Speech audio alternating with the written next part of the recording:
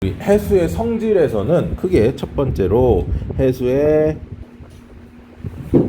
염분에 대해서 좀 얘기를 해야 되고, 그러니까 염분이라는 건 바닷물은 다른 물들과 다르게 염류라고 하는 물질들이 녹아 있어. 그러니까 녹아 있는 물질들을 염류라고 얘기를 하는데, 그 염류가 얼마나 녹아 있는지를 나타내는 걸 우리가 염분이라고 불러주고, 그다음 두 번째는 용존기체, 녹아있는 기체들, 주로 이제 산소하고 이산화탄소를 위주로 좀 보기는 하는데, 이 용존기체들이 어떻게 분포하고 있는지. 세 번째는 수온. 그래서 수온 같은 경우도 이제 SST라고 해가지고 Sea Surface Temperature라고 해가지고 표층 수온이 있고, 그 다음에 수온 변화, 심층으로 들어갈수록 나타나는 수온 변화에 대해서 얘기를 하고, 마지막으로 수온과 염분을 통해서 우리가 밀도까지 조금 구해보는, 이 밀도는 이제 TS도라고 하는 친구까지 얘기를 하는, 우리 뒤에 지난 시간에 먼저 별을 했으니까 별의 TS도, HR도 얘기할 때 TS도 잠깐 언급했었지. 자, 그런 것들. 자, 하나씩 한번 좀 들여다봅시다. 해수의 염분입니다. 자, 염분이라는 건 뭐냐면, 일단 염류라는 걸 좀 기억을 해야 되는데, 이 염류는요, 바닷물에 녹아있는 물질들을 우리가 염류라고 불러. 그지? 자, 그러면 염류는 어떤 것들이 녹아있느냐라는데, 자, 염류는 크게 염화 이온이 가장 많고, 그 다음에 나트륨 이온, 그 다음 황산 이온 또는 황화 이온. 이제 뭐 황화 이온 자체로도 존재하는 경우도 있으나 대부분 이제 황산 이온 형태로 좀 존재를 하고, 그리고 마그네슘 이온, 칼슘 이온, 칼륨 이온. 이렇게 6개의 이온들이 가장 많은 6가지 6대 이온들인데, 자, 여기 자세히 보시면 음이온이라고 표시되어 있는 요 두 친구 보이지? 이 음이온들은 어디서 나타나느냐면, 이렇게 불러. 우리가 수성기원이라고 불러. 수성기원. 물속에서 생겼다 이거인데, 물속에서 어떻게 얘들이 만들어졌느냐? 해저 화산 폭발에 의해서 이제 유출된 물질들이 물에 녹은 게 바로 이 음이온들이야. 그러니까 염화이온과 황산이온들. 반면에 여기 이제 양이온들 보이지? 나트륨, 마그네슘, 칼슘, 칼륨. 이 친구들은 우리가 이렇게 불러. 육성기원이라고 불러. 육성기원. 이 육성기원 물질들은 뭐냐면,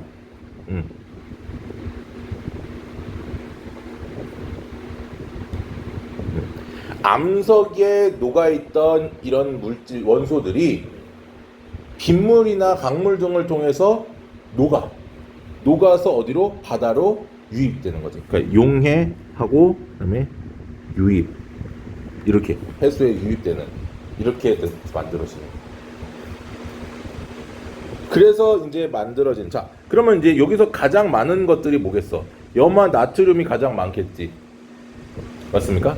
염화 나트륨. 그러니까 이 가장 많은 게 염화 나트륨인 거야. 그 다음 두 번째로 많은 건 뭐야? 자, 염화 이온이 나트륨 이온보다 훨씬 많잖아. 그럼 나트륨 이온이 다 얘랑 결합하고 나면 마그네슘, 남은 녀석이 마그네슘 이온이란 말이야. 왜냐면 음이온끼리 결합이 안 되니까. 그래서 염화 마그네슘이 그 다음으로 많은 거고. 그리고 나서 요게 다 얘를 마그네슘 이온이 염화 이온을 다 소진시키고 남았어. 그럼 이 마그네슘 이온이 황산 마그네슘이 되는 거고. 그리고 또 얘 마그네슘 다 소진되면 뭐야? 황산 칼슘이 되는 거고. 이런 식으로 되는 거지.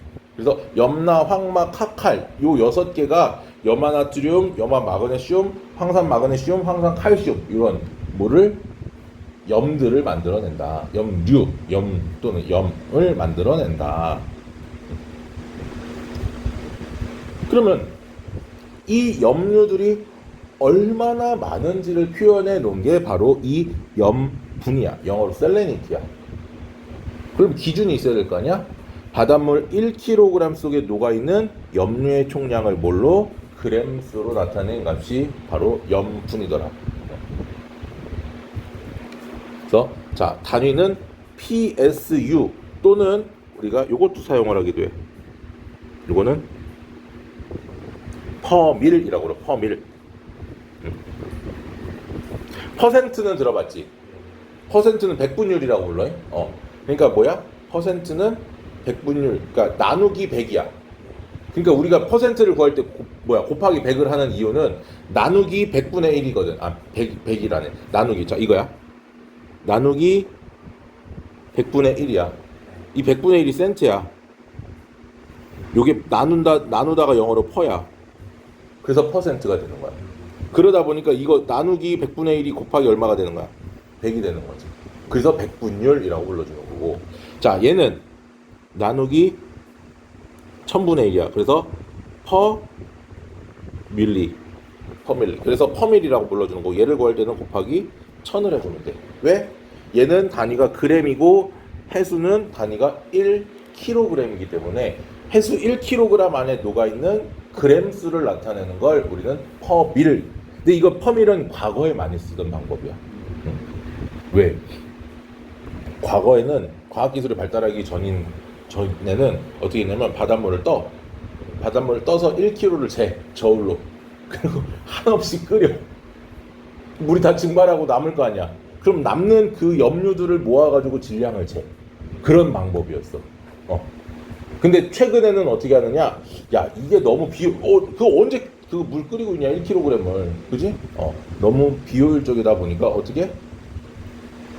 물을 딱 떠서 전기 전도도를 측정을 해. 그럼 전류가 어느 정도 흐르는지를 가지고 염류가 많으면 많을수록 이 염류들이 많을수록 어때? 이온들이 많다라는 거고 결국 전기 전도도가 어떻게 돼? 높아지겠지. 그러니까 전류가 작을수록 아하, 염분이 높구나. 그래서 PSU Practical Salinity Unit이라고 해서 실용 염분 단위라고 불러주거든요. 이렇게 표현을 한다. 그러니까 뭐 두 개 다 사용을 하고 있는데 최근에는 PSU를 좀 많이 쓴다. 실제로 퍼밀과 PSU는요 아주 미세하게 차이는 있어. 왜냐면 재는 방법의 차이가 있기 때문에. 그러나 이 PSU라는 단위 자체가 퍼밀을 기반으로 전기전도도로 만들어낸 거기 때문에 그렇게 큰 차이는 없고 그냥 혼용해서 사용하기도 한다. 알겠죠?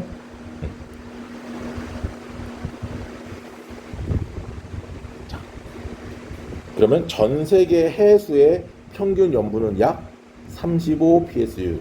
이 말은 바닷물 1kg을 끓이면 그 안에 35g의 염류가 녹아있더라. 나머지가 뭐더라 그러면 965g이 물이더라. 알겠습니까? 이때 이 염분에서 중요한 것 중에 하나가 바로 이 염분비 일정 법칙입니다. 이 염분비 일정 법칙. 지역에 따라서 기후가 어떻지? 다르잖아. 뭐 열대 지역 같은 경우는 덥고 그 다음에 온대 지역은 따뜻하고 뭐 한대 지역은 춥고 이렇잖아. 기후가 다르기 때문에 물의 증발량과 강수량은 차이가 생겨. 그러면 물의 양이 상대적으로 많으면 어떻게 써? 염분이 낮아질 거고 물의 양이 상대적으로 적으면 즉 증발이 많아지면 염분이 높아지고 강수가 많아지면 염분이 낮아질 거란 말이지. 그러니까 기후에 따라서 뭐가 다르지만 염분은 다르지만 이 염분 사이에 염분은 해양에서 염분은 서로 다르다. 왜?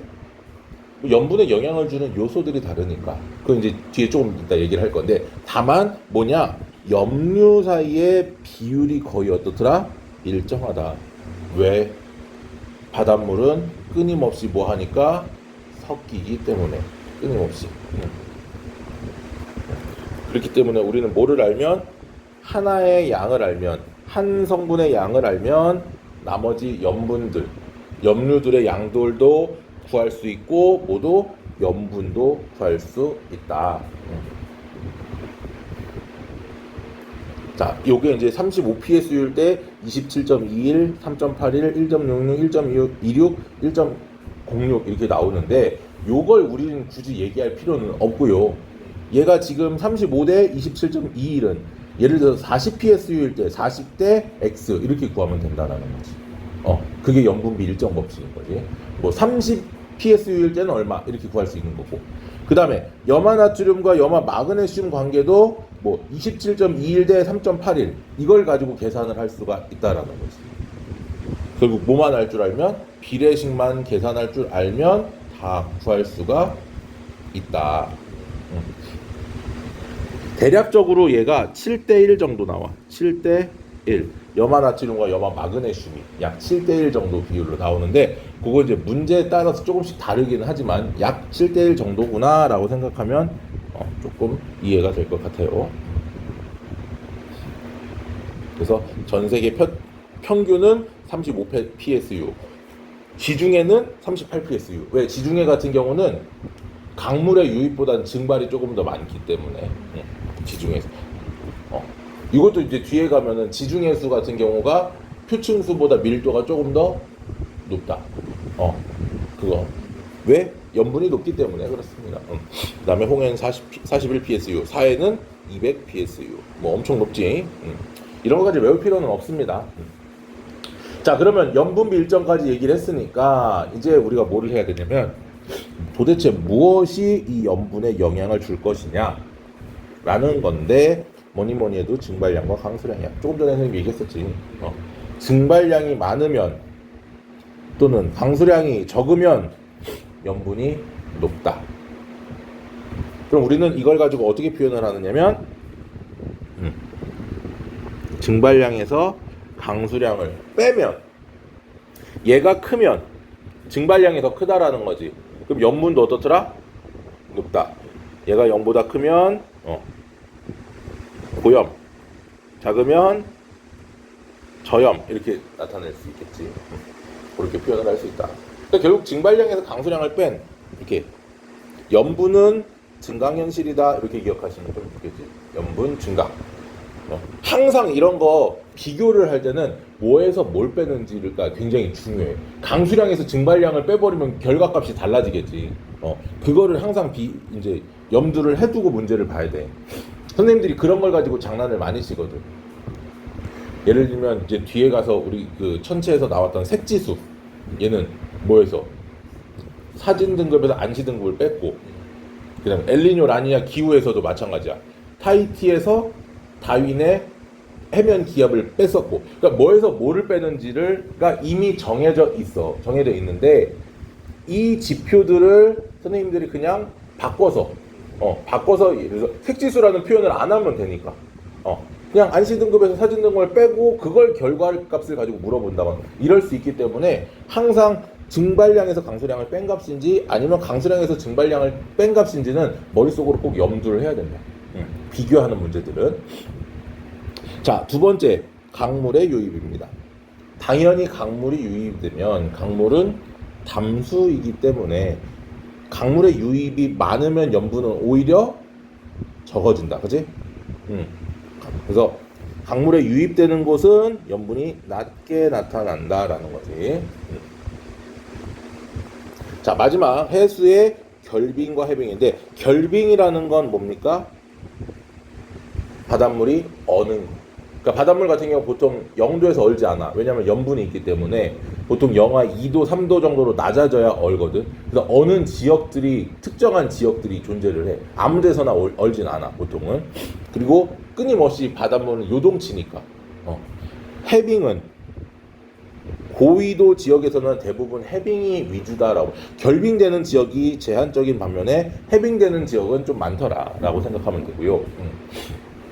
그래서 결빙이보다는 해빙이 되는 지역은 염분이 어떻게 된다? 오히려 낮아진다.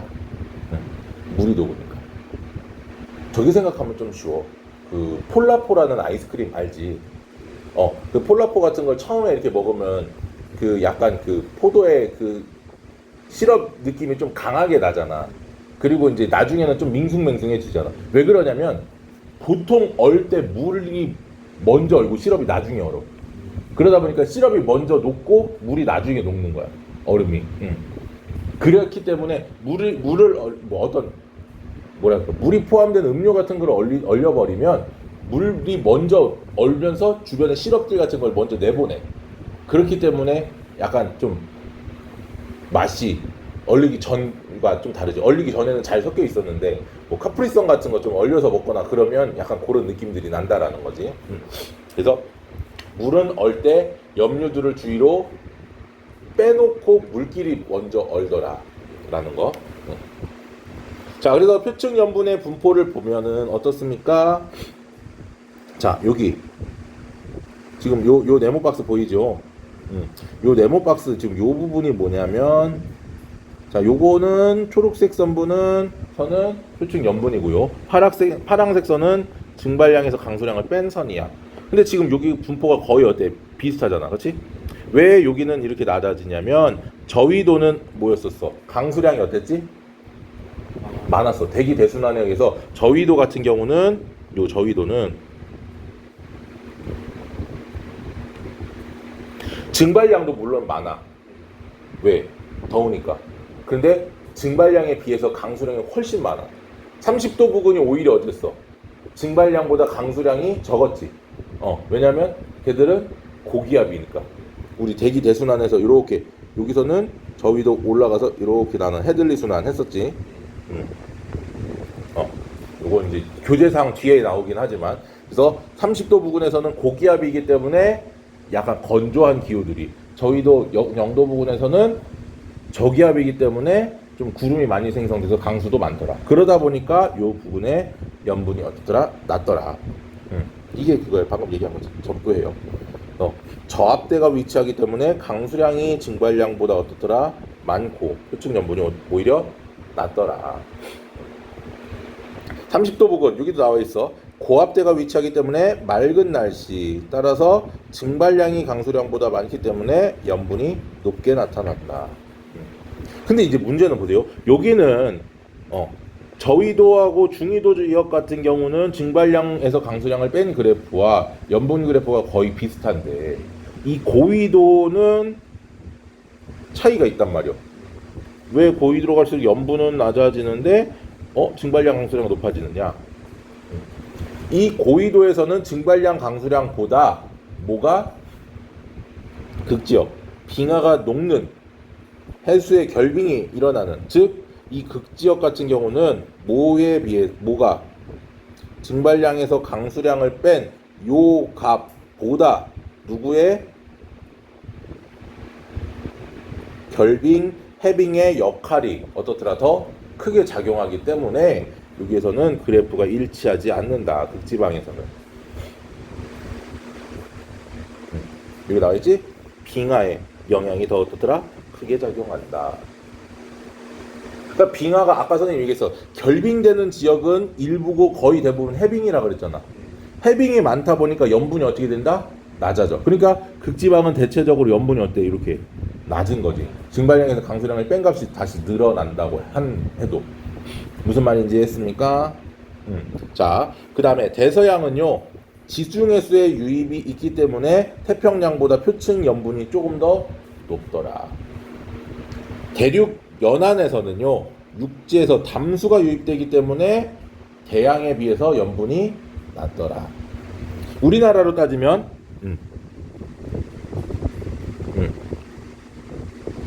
동해의 염분이 서해, 황해보다 어떻더라? 더 높아. 그 이유는 황해 쪽으로 뭐가? 담수의 유입이 어떻더라? 많기 때문에.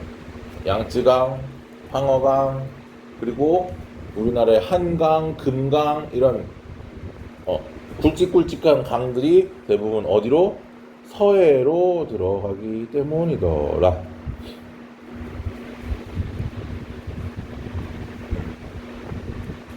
자, 그러면 이렇게 해서 우리가 표층이 아니라 염분에 대해서 얘기를 했어. 염분에서는 크게 두 가지. 첫 번째, 염분비 일정 법칙과 두 번째, 염분에 영향을 주는 요인. 뭐 증발량 강수량이 있었고, 담수 유입이 있었고, 그 다음에 빙하의 해빙과 결빙이 있었고, 그지? 해수의 해빙과 결빙, 이런 것들. 그걸 가지고 실제로 저위도, 중위도, 고위도의, 그리고 뭐 대서양과 태평양의, 그리고 대륙 연안과 대양 중심의 염분을 비교하는 것이 끝이었어요. 자, 두 번째로 넘어갑니다. 용존기체. 자, 이 용존 기체는요, 뭐 해수에 녹아 있는 여러 종류의 기체, 해수에 녹아 있는 기체를 얘기하는데 사실상 뭐 인간이 질소를 이용하진 않기 때문에 우리는 뭐에 초점을 맞추면 된다? 산소와 이산화탄소에 집중하면 된다. 생명체에는 산소와 이산화탄소가 크게 영향을 주니까. 자, 그러면 이 기체의 용해도는 기본적으로 수압이 어떨수록 클수록 그리고 수온이 낮을수록 증가합니다. 자, 기체라는 친구는요, 분자 운동이 매우 활발하다. 맞습니까? 기체 자체는 액체에 비해서 분자 운동이 이미 활발해. 그치? 근데 그 친구들이 액체로 녹아 들어갈 수 있다라는 건 분자 운동이 어떻기 때문에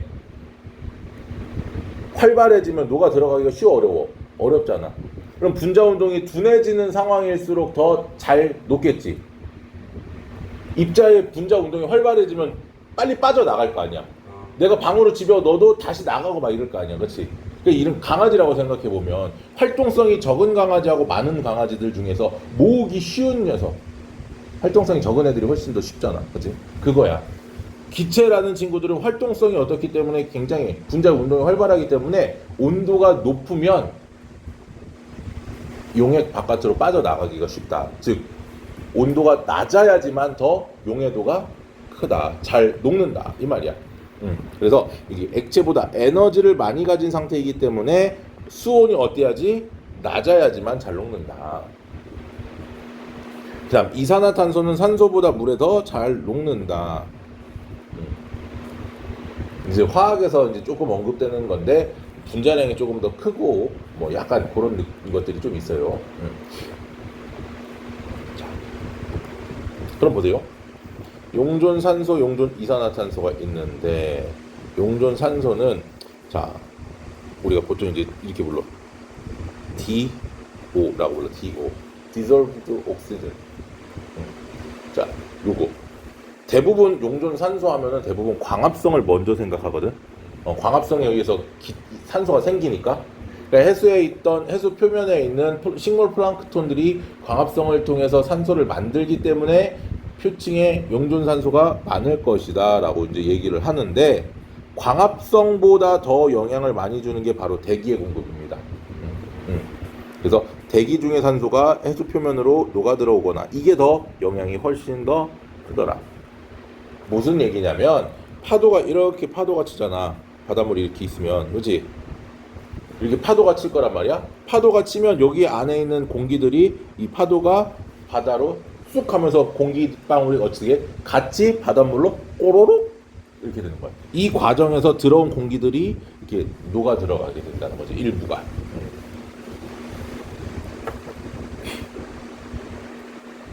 됐습니까? 자, 그랬을 때 이 용존 산소는 생명 활동에 반드시 필요한 기체이더라. 주로 이제 동물들, 물고기나 이런 녀석들이 되겠지. 그런 친구들. 그 다음 두 번째는 용존 이산화탄소. 이 친구는 역시 해수 표면을 통해 들어오거나 생명활동 과정에서 생성이 된다. 생명활동 과정에서. 그러니까 호흡하는 과정에서 만들어진다 이 얘기지. 자, 그랬을 때 뭐의 형태로? 중탄산염 이온 또는 탄산염 이온 형태로 존재한다라고 되어 있는데 그건 여기다가 좀 써줄게. 바닷물과 이산화탄소가 만나면 좀 확대해서 쓰자. 만나면 이 친구가 뭐가 되냐면 탄산이라는 친구를 만들어. 탄산. 근데 이 친구가 가만히 있는 게 아니고 이 탄산은 이거 물에서 수소 이온과 이거 중탄산염 이온으로 나눠져. 중탄산염이라고 불러주기도 하고 화학에서는 탄산수소 이온이라고 불러주기도 하고 그리고 이 중탄산염 이온은 다시 또 수소 이온과 탄산 이온 탄산염 뭐 지구화학에서는 탄산염 이온이라고 불러주고 화학에서는 탄산 이온 이렇게 불러주는데 이런 식으로 나눠지기 때문에 지금 여기서 얘기한 것처럼 중탄산염이라던가 또는 탄산염 이온의 형태로 주로 존재를 하더라라는 거지. 이런 이온들을 만들기 쉽기 때문에 용해도가 훨씬 더 크더라라는 거야. 그러니까 지금 보면은 요 그래프를 보면 용존 산소량은 1리터당 녹을 수 있는 양이 뭐 1에서 6ml 정도다. 근데 용존 이산화탄소량은 어떻습니까? 1리터당 녹을 수 있는 양이 44에서 54 정도로 거의 뭐 몇 배요? 9배 가까운, 그렇지? 뭐 6이랑 54를 비교했을 때는 9배. 그러니까 뭐 어마어마하게 많은 양의 차이가 있다라는 거지. 자, 그랬을 때 이 수심에 따라서 용존 기체들이 어떻게 바뀌느냐를 좀 보면, 자, 표층은 아까도 얘기한 것처럼 대기, 파도에 의한 대기에서의 공급, 그리고 광합성 때문에 용존 산소는 표층에 많습니다. 그래서 표층에서는 뭐야? 광합성, 그리고 대기로부터 유입되는 산소에 의해서 용존 산소량이 어떻더라? 높다. 기본적으로 어떻게 생각하면 쉽냐면 요렇게 생각하면 좀 쉬워. 왜? 용존 기체가 여기가 이제 뭐야? 기체. 여기가 수심. 왜 그래프가 이렇게 나타날까라는 거야. 자, 잘 봐. 아까 위에서 뭐라고 얘기했어? 수압이 어떨수록 클수록 수온이 낮을수록 어떻더라? 용존 기체의 양이 용해도가 커진다. 그럼 깊이 들어갈수록 수압이 어떻게 되고 커지고 수온은 낮아지잖아. 그러니까 용해도가 점점점 커진다고. 근데 우리가 이제 뒤에 온도에서 얘기를 하겠지만 수온 약층이라는 게 이런 식으로 생겨 있어, 그렇지? 그러니까 얘도 마찬가지로 이렇게 높아지는 게 아니고 어때? 이런 식으로 증가한다라는 거지. 그러니까 여기서는 수온이 급격하게 변하기 때문에 용해도가 급격하게 올라가는 거다. 여기서는 수압에 의해서 영향을 받는다. 그러니까 기본적으로 이런 그래프인데 산소만 어떻게 되냐면 어떻게 되는 거야? 이렇게 가는 거야. 산소만, 그지? 산소가 이렇게 됐다고. 왜? 여기는 광합성과 대기에 의해서 흡수되는 친구들. 반면에 얘들은 표층에서는 광합성을 하기 때문에 어떻더라? 이산화탄소가 쓰이니까 원래 양보다 더 적어지겠지. 그렇게 된다. 다음 수심이 100m에서 1000m로 들어갈수록, 자, 여기 부분이 이제 급격하게 산소 양이 줄어드는 이유는 뭐더라? 생명 활동이 여기서 대부분 다 일어나니까. 그래서 지금 호흡, 물고기들의 호흡, 그리고 또 죽으면 사체가 분해되는데도 또 산소가 필요하다. 그렇기 때문에 용존 산소량이 급격하게 감소한다. 반면에 용존 이산화탄소량은 뭐야? 호흡과 사체 분해에 의해서 반대로 이산화탄소가 생성되는 거지. 그렇기 때문에 급격하게 증가한다. 그리고 1000m 이하 깊은 심층 해수는 1000m 이상을 보통 우리가 심층 해수라고 불러주는데 여기서는 어떻더라? 온도는 낮아지고 뭐 큰 변화는 없지만 뭐가 압력이 어떻게 된다? 커지기 때문에 산소가 점점 여기서 줄어들다가 여기서 점점 깊어지는 이유는 요거는 심층 해류에서 공급되는 거야. 심층 해류.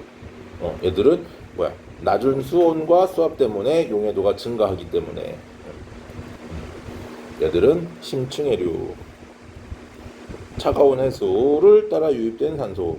극지방에서 이제 들어오는 심층 해류들이 있었지. 우리 뒤에 이제 나왔었던 그 해류에서 뭐 있었어?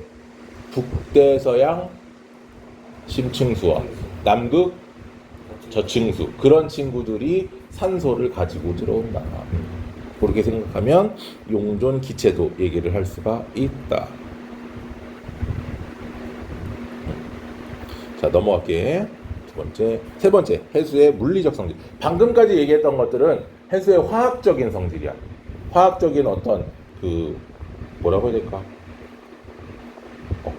반응 이런 것들에 대한 얘기라면 지금부터 얘기하는 건 물리적 성질이고요. 첫 번째가 바로 수온입니다. 수온. 자, 수온은요, 표층 수온이 있고요. 그 다음에 연직 수온 분포, 요 두 가지가 있는데요. 표층 수온부터 좀 봅시다. 표층 수온은요, 당연히 뭐에 의해서? 태양 복사 에너지에 의해서 영향을 많이 받는다. 표층 수온의 분포는 0에서 30도 정도이다. 당연히 저위도에서 고위도로 갈수록 수온이 낮아진다. 뭐 당연한 거지. 왜? 태양 복사 에너지량이 적어지기 때문에. 그리고 계절에 따른 수온 변화는 대양의 중심보다, 자, 계절에 따른 수온 변화, 대륙 연안이 더 크다. 즉 육지의 영향을 받으면, 비열 자체가 육지가 더 작기 때문에 온도 변화가 크잖아. 그러니까 아침 저녁 하루만 봐도 낮과 밤에 낮에는 모래사장이 굉장히 뜨겁지만 밤에는 오히려 모래사장의 온도가 더 낮아지는 물보다. 그치? 그것 때문에 뭐 때문에 비열 차이 때문에 물이 많은 곳들은 그 변화가 더 어떻더라? 적다. 물이 적은 지역에서 오히려 변화 차이가 더 크더라라는 거지. 그 다음에 등 수온선의 분포는 위도와 나란하게 나타난다. 등 수온선, 같은 수온을 연결한 걸 우리는 등 수온선이라고 불러줍니다. 거의 지금 봐봐, 여기 지금 수온이 어때요? 거기 밑에 나와 있는 요 수온 분포를 보면 거의 나란하잖아, 그렇지? 그런데 뭐가 해류나 용승의 영향 받는 것들은 조금 달라. 그래서 여기 대양의 서안에서는 뭐가 일어났어? 이렇게 난류들이, 그렇지? 난류들이 이렇게 이동을 한단 말이야, 맞니? 그리고 대륙의 동안에서는 한류들이 이렇게 내려왔었잖아, 그렇지? 여기도 마찬가지로 이렇게 한류들 맞습니까? 아니, 그렇지? 이렇게고 얘는 여기서 이렇게 내려와야지, 참. 맞죠? 이 한류들에 의해서 난류의 영향을 받는 대양의 서안, 한류의 영향을 받는 대양의 동안. 자, 요거 항상 말 조심해야 돼. 대양의 서안은 대륙의 동안과 같았어.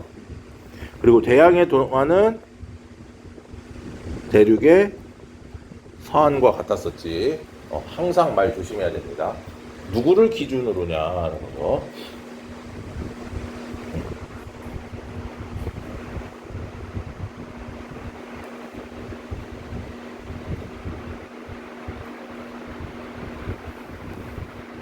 됐쇼. 자, 그 다음에 그래서 이제 위도에 따른 표층 수온 분포가 이렇게 나타난다. 두 번째, 연직 수온 분포는요, 깊이 들어갈수록 수온이 어떻게 분포되느냐. 이거 뭐 중학교 있을 때 했었던 거니까. 첫 번째, 혼합층, mixed layer라고 불러주는데, 가장 수온이 높습니다. 그리고 뭐에 의해서? 바람에 의해서 혼합작용이 일어나기 때문에 수온 분포가 거의 일정한 곳이 혼합층, mixed layer. 당연히 바람이 강한 극지방으로 갈수록 혼합층이 점점 두꺼워진다. 바람이 강할수록 두껍다. 그리고 위도가 낮을수록 수온은 오히려 높다. 왜? 더 표층 수온이 높으니까. 그지? 자, 두 번째는요, 수온 약층입니다. 수온 약층은요, 수심에 따라서 수온이 급격히 낮아진다. 요게 중요해. 수온이 급격히 낮아지는 해수층이다. 위쪽은 수온이 높고 아래쪽은 수온이 낮잖아, 그렇지? 따라서 얘들은 밀도 차이가 발생을 하고, 그렇기 때문에 안정되어 있다. 매우 안정적입니다. 밀도가 작은 따뜻한 해수가 위쪽으로, 아래쪽에는 밀도가 높은, 즉 무거운 해수가 아래쪽으로, 밀도가 큰 해수가 아래쪽으로 위치를 하고 있다라는 거고, 그치? 이것 때문에 위아래 상하층의 물질과 에너지 교환이 어떻게 된다? 차단되는 역할을 한다. 차단된다. 됐지요? 마지막으로 심해층입니다. 수온 약층 서머 클라인이라고 해요. 서머 클라인. 수온 약층 말고도 이런 것도 있어요. 염분 약층. 염분 같은 경우도 마찬가지로 굳이 얘기하면 연직 염분 분포를 굳이 보면 이런 어떤 급격하게 변하는 층이 있어. 그리고 이제 염분 약층은 잘 언급을 안 하고, 일단은 밀도 약층. 이제 밀도 변화가, 이제 요거를 밀도 그래프로 그려버리면 조금 이따 나오겠지만 이런 식으로 나타나. 밀도는. 이거 이제 밀도 분포야, 밀도 분포. 여기 밀도도 혼합층과 밀도 약층이 이렇게 존재를 합니다. 밀도가 급격하게 커지는. 자, 마지막 심해층은요, 수온 변화가 거의 없는, 즉 몇 도 정도야? 4도씨 정도로 연중 내내 수온 변화가 거의 없더라.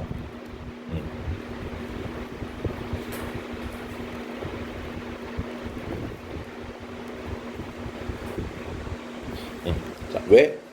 태양 복사 에너지를 받지 않으니까. 됐습니까? 자, 위도별 층상 구조를 보면 요거 이제 중요해요. 저위도 요거 여기가 조금 중요한데 뭐 기본적으로 혼합층, 수온약층, 심해층에 대해서는 대부분 학생들이 알지만 자, 저위도 지역은요. 표층 수온은 높은 반면에 바람의 세기는 약합니다. 따라서 뭐가 자, 혼합층은 이렇게 좀 얇아. 혼합층이 얇아요. 저위도는. 반면에 뭐가 요거 수온약층이 굉장히 잘 발달된다. 그래서 수온약층이 잘 발달하는 게 바로 뭐더라?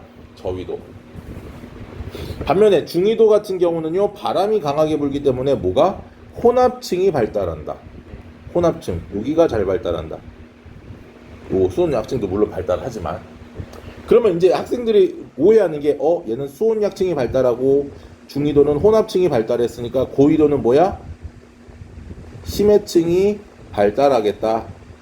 마치 혼합층 발달하는 지역이 있고 수온약층 발달하는 지역이 있으니까 심해층이 발달하는 지역도 있겠구나라고 생각. 뭐 자선 사업이야? 아니야. 심해층이 발달하는 게 아니고요. 이 고위도는요. 층상 구조가 발달하지 않는다야. 왜? 처음부터 끝까지 수온이 거의 어떻기 때문에 일정하기 때문에. 자, 반면에 요것도 하나 좀 기억해 주세요. 이 중위도 지역에서 이게 이제 수온이 되겠지.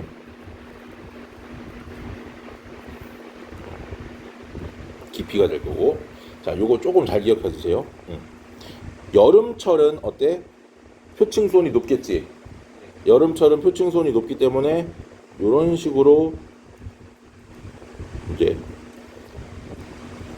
연직 분포가 나타나. 중위도. 그래서 빨강색은 여름철. 반면에 겨울철은 어때? 표층 수온이 낮겠지. 파란색은 겨울철. 반면에 이렇게 약간 녹색으로 한다. 자, 요거는 봄과. 그러니까 마치 중위도 지역에서는 여름철에는 요 저위도하고 분포가 비슷하구나. 겨울철은 고위도하고 좀 비슷하구나. 그리고 봄, 가을은 그냥 원래 중위도의 날씨하고 조금 더 비슷하구나 라는 거 알아두셔야 한다.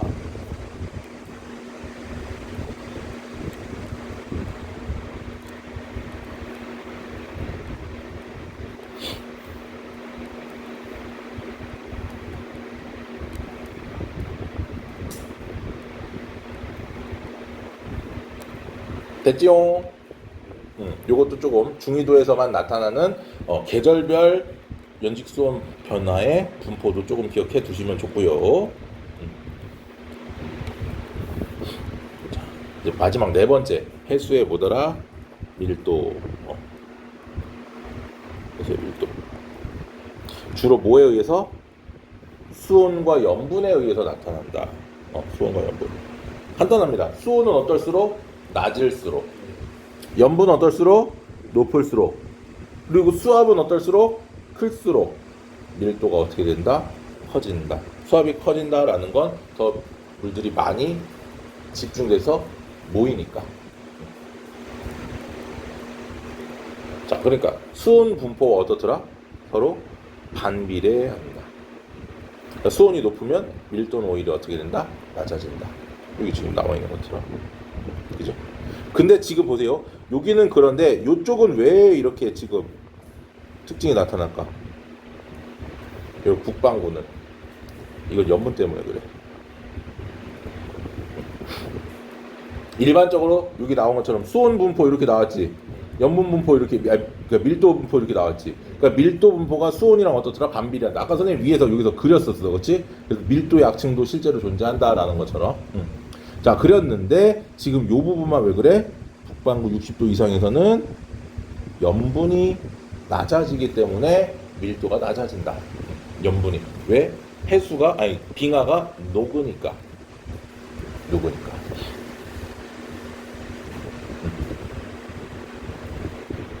됐죠? 적도 지역은 밀도가 가장 어떻더라? 낮더라.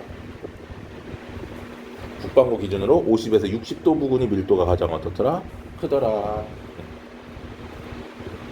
깊이도 마찬가지예요. 아까 얘기한 것처럼 수심이 깊어질수록 밀도는 증가한다. 수온 약층에서는 밀도가 급격히 증가한다. 그래서 이걸 무슨 약층? 밀도 약층이라고 부르기도 했다. 심해층에서는 거의 변하지 않는다. 수온이 거의 일정하기 때문에. 됐습니까? 그래서 염분과 용존 기체와 수온까지 얘기를 했고요. 그 중에서 우리가 이 수온과 염분을 어떻게 이렇게 하나의 표에다가 좀 나타내. 그래서 y축이 수온, 수온 T, x축이 염분, 셀레니티 S. 이걸 우리가 무슨 도? TS도, TS 다이어그램이라고 불러준단 말이야. 그럼 이 TS도에서는 뭐가 지금 자 수온이 어떨수록 낮을수록 즉 아래쪽으로 갈수록 밀도가 어떻게 됐어? 커졌지. 수온이 낮을수록. 반면에 염분은 높을수록 밀도가 어떻게 됐어? 커졌지. 그러니까 결국은 여기서는 무조건 어느 쪽? 오른쪽 아래쪽으로 갈수록 뭐가? 밀도가 커진다. 알겠죠? 밀도가 커진다. 오른쪽 아래로 갈수록. 그리고 왼쪽 위로 갈수록 밀도가 어떻게 된다? 작아진다. 자, 그래서 여기에다가 밀도가 같은 선들을 이렇게 연결한 요 선을 우리는 무슨 선?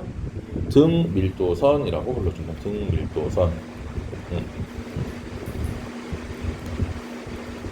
그래서 이 TS도는 뭐야? 수온과 염분을 가지고 뭐를? 밀도의 관계. 즉, 이 밀도를 가지고 뭐를 알 수 있느냐?